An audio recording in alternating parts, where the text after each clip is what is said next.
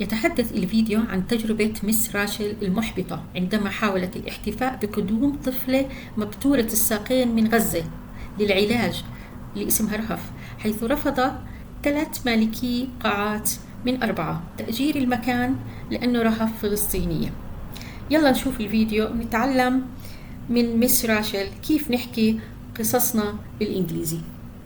When I found out Rahaf was coming, I wanted to help her have the best day ever. I called a place in New York City that I thought Rahaf would have a great time at. And I explained that she's a double amputee, she's 3. I explained that there would be no press, no pictures, just her having an amazing time.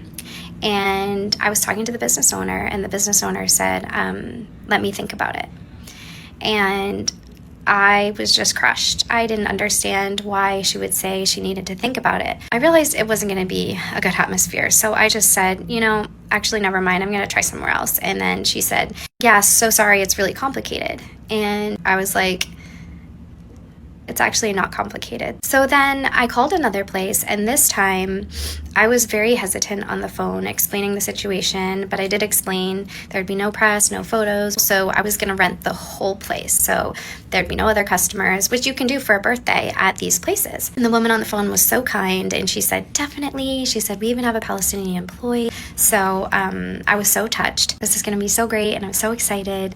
And then I got an email a few days later saying we have to cancel due to the safety of our staff. And I was in shock because actually in both circumstances, it's illegal to say you can't rent this space for, a birthday party, like an event, because you're bringing a Palestinian person. I just can't imagine what that employee felt, because the person who owns the place was basically saying, because this little girl is Palestinian like you, she's not welcome here.